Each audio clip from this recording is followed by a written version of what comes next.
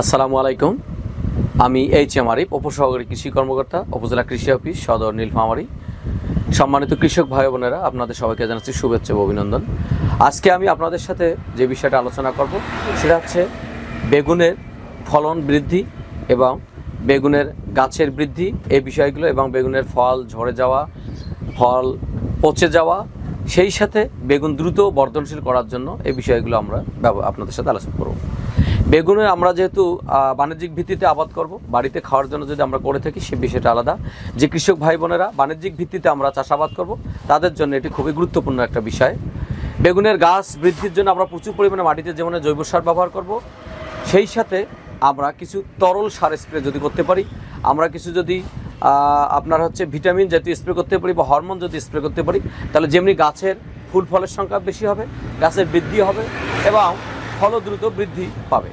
তো এর জন্য আমরা যে কাজটা করতে পারি, গাছের বয়স যখন 50 থেকে 60 দিনের মতো হয়ে যাবে, গাছের বৃদ্ধির জন্য আমরা সাধারণত আপনার বলবান, যেটাকে আমরা বলতেছি, এই বলবান যে ওষুধটা আছে ইস্পাহানি কোম্পানির, আমরা এটা ব্যবহার করতে পারি।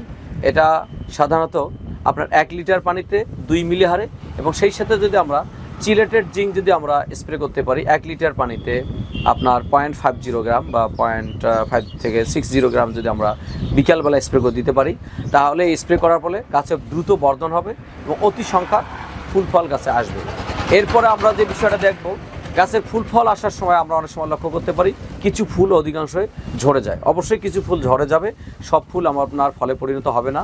কিন্তু এটা যদি বেশি পরিমাণে পড়ে যায়, সেটা হতে পারে রোদের তাপের কারণে এবং আপনার হতে পারে আবার অনেক সময় বোরনের ঘাটতির কারণে। এর জন্য আমরা খুব ভালো কোম্পানির সলুবার বোরন, আমেরিকান সলুবার বোরন অথবা ইটালির সলুবার বোরন 1 লিটার পানিতে আমরা 1 থেকে 1.5 গ্রাম এই হারে, এবং এর সাথে NAC গোল্ড আমরা যদি 1 লিটার পানিতে 0.50 মিলি আমরা বিকালবেলা 7 দিন পর 2বার স্প্রে করতে পারি, তাহলে প্রচুর পরিমাণে ফুলটা ফলে পরিণত হবে। এরপর আমরা যা করতে পারি, এই ফল যদি বাঁকা না হয়, এই জন্য বোরনটা আমরা প্রতি 10 দিন পর আমরা অনুমোদিত হারে স্প্রে করব। এর সাথে ক্রপ প্লাস, এটা আমরা যদি ব্যবহার করতে পারি, ক্রপ প্লাসে ফলিক অ্যাসিড, এটাও খুবই ফলের বাড়ানোর জন্য অনেক ভালো একটা, এবং ফলে অধিক পরিমাণ গাছে বেগুন ধরার জন্য ক্রপ প্লাস খুব ভালো রেজাল্ট, এবং এটা কৃষকরা সবাই আপনারা অনেকে জেনে থাকবেন।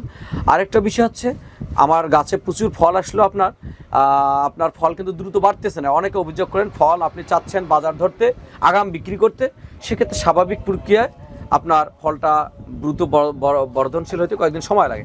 এর জন্য আমরা যদি মাইক্রোকম্বি ব্যবহার করতে পারি, এটা একটা মাইক্রোনিউট্রিয়েন্ট।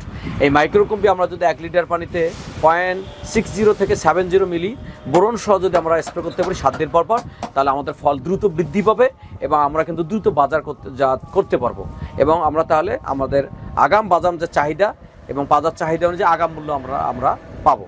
এই জন্য কৃষক ভাইদেরকে আপনাদেরকে এই বিষয়গুলো খেয়াল রাখা উচিত। এই বিষয়গুলো যে আমরা মেনে চলতে পারি, তাহলে আপনাদের বেগুন চাষাবাদের যে সুবিধা, এটা আমরা কিন্তু অবশ্যই আমরা সুফল পাবো।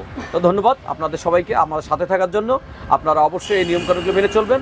আপনাদের আরও বিস্তারিত জানার যদি কোনো ইচ্ছা থাকে, অবশ্যই আপনারা কমেন্টে আপনাদের মতামত জানাবেন, আমরা আমাদের সুপরামর্শ দেওয়ার চেষ্টা করব। ধন্যবাদ সবাইকে। আপনারা আরও নিত্য নতুন বেগুন বিষয়ে, বিভিন্ন শাকসবজি, কৃষি বিষয়ে যে কোনো পরামর্শ পেতে আমাদের চ্যানেলটি সাবস্ক্রাইব করুন। ধন্যবাদ সবাইকে।